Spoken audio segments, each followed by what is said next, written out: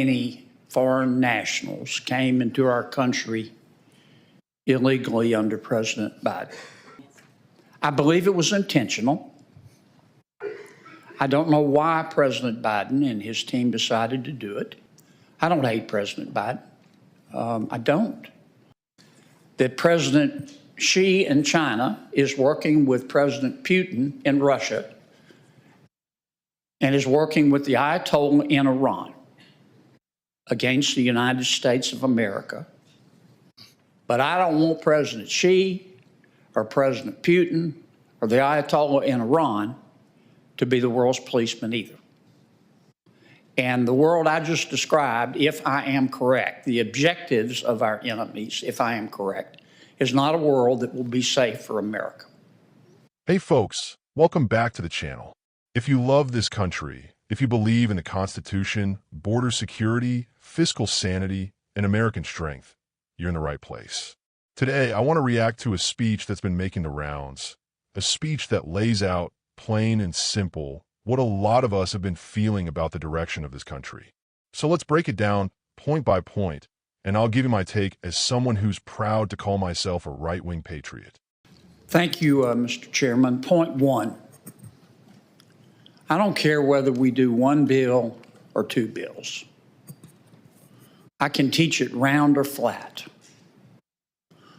I just want to see us pass something. I don't view this as a competition. I know Mike Johnson. I have complete confidence in Mike Johnson. And we should too. Point two, I don't know how many foreign nationals came into our country illegally under President Biden. 8 million, 10 million, 12 million. I do know that it was a lot. And using the most conservative efforts, we probably added about 4 Nebraskas to the United States. We don't have the slightest idea who they are. We know some of them are children. We don't have the slightest idea where they are. I believe it was intentional. I don't know why President Biden and his team decided to do it, but only one of two circumstances are possible. Either it was intentional, or the people in charge you wouldn't hire to manage a Costco food court. And I don't think it was the latter. I think an intentional decision was made. I don't hate President Biden. I don't hate anybody. I hope he finds peace in retirement. But the fact is, we have an extra 12 million people who are in our country illegally. Most Americans don't support illegal immigration. They think illegal immigration is illegal. Duh. It's not because they're racist. They look at the southern border like they look at the front door at their home. Most Americans lock their front door at night. They don't do that because they hate everybody on the outside. They lock their front door at night because they love the people on the inside. And they want to know who's going in and out of their home. We've got to fix the problem of illegal immigration, and we have to have money to do it. Point three, defense. I am convinced, based on the classified and unclassified information that I've seen, that President Xi in China is working with President Putin in Russia and is working with the Ayatollah in Iran against the United States of America and Western values, including but not limited to freedom. I believe their ultimate goal is to have Russia dominate Central and Eastern Europe. I believe their ultimate goal is to have Iran dominate the Middle East. And President Xi's ultimate goal, he's the quarterback of this ball club, is to dominate the Indo-Pacific be free to roam at will in sub-Saharan Africa and South America. Now, I don't want America to be the world's policeman, but I don't want President Xi or President Putin or the Ayatollah in Iran to be the world's policeman either. And the world I just described, if I am correct, the objectives of our enemies, if I am correct, is not a world that will be safe for America. Weakness invites the wolves. We have to spend more money on defense. Final point. Having said all of that, it's being proposed that we spend $300 billion for a good cause, in my judgment. But $300 billion.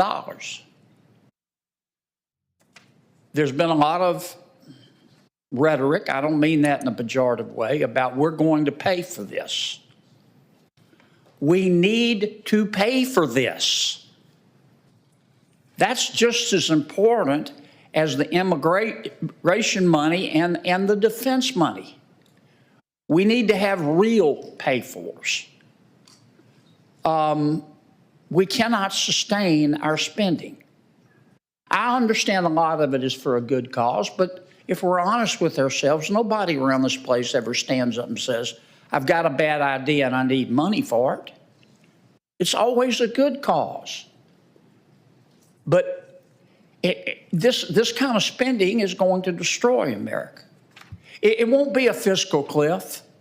It won't be. One day we won't be fine and the next day falling off. That's not how this works. This kind of spending destroys you like termites. If you get termites, your house doesn't fall on a Tuesday, your house doesn't fall apart on a Wednesday, but those termites eat away and they eat away and they eat away and you know what I'm saying. I hope we do this right. I'd like to see us do it together.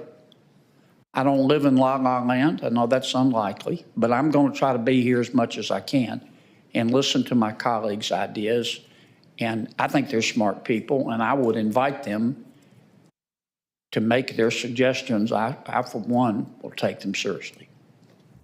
Thank you, Mr. Chairman. First up, the Speaker says they don't care if we pass one bill or two. They just want something done.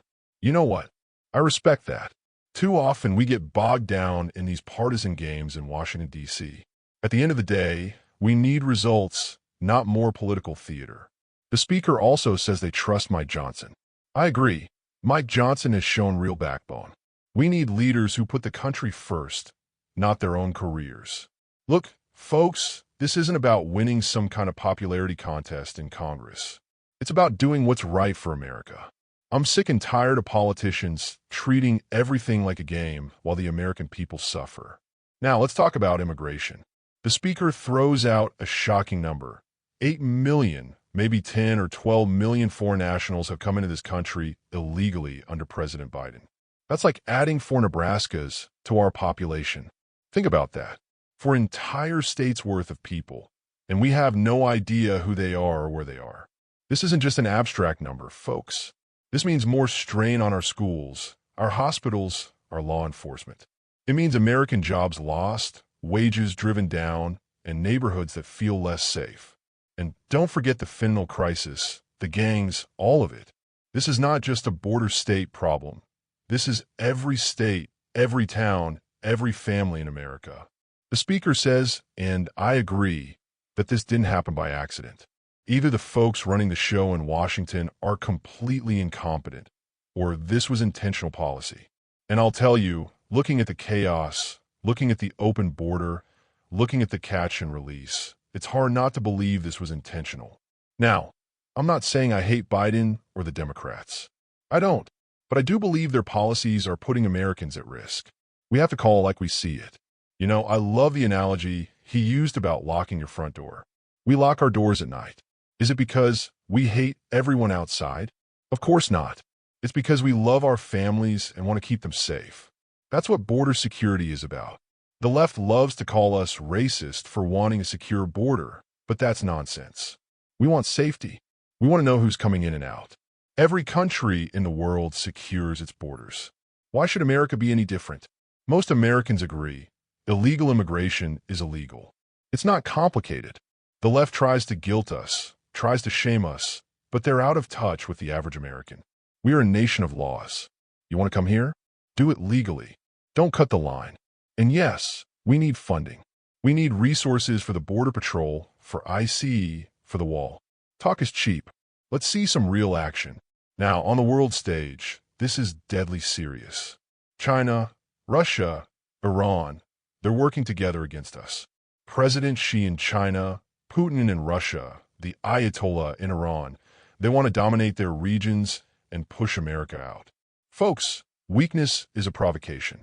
If we step back, the wolves move in. I don't want America to be the world policeman, but I'll be damned if I want to see the Chinese Communist Party or Russian thugs or Iranian terrorists calling shots. That's a future where freedom dies. We can't do this on the cheap. I know, $300 billion is a ton of money, but freedom isn't free.